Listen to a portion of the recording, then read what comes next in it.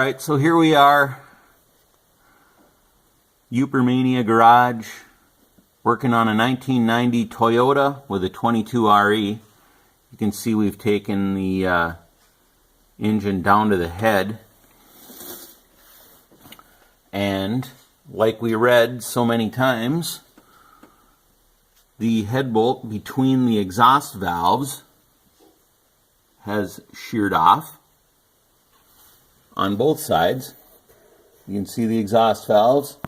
Now this one I welded a nut to. It happened to stick up above the surface of the boss on the head about a half an inch. So I welded a nut to it.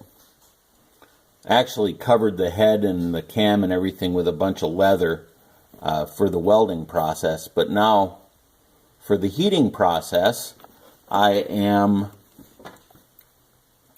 heating that welded on nut to red hot, and then after it cools just a little bit, I'm hosing it down in the area between the nut and the boss of the head.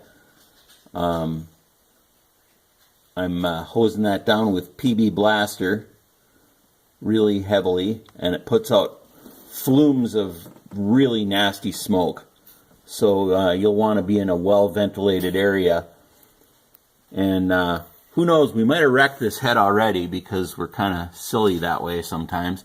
But we were trying to get this thing loose, and you can see there's a spot here above the water pump where a manual I was looking at recommends you can put a screwdriver. Of course, a screwdriver doesn't give you much torque, so we were using a crowbar. So we have yet to see if we bent this head, but maybe we did.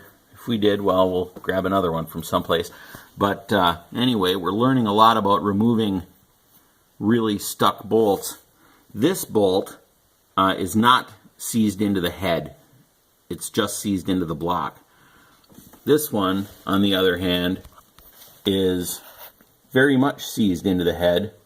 And if you put a breaker bar on it and give it a spin, you can feel the bolt twist.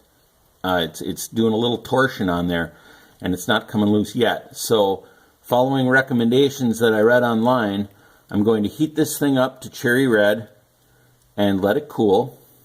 And I'm going to PB blast it as well, and heat it again and let it cool, and PB blast it, and keep doing that until I eventually win, which would have been a better plan to start with. But anyway, we'll keep you posted, but that's the plan.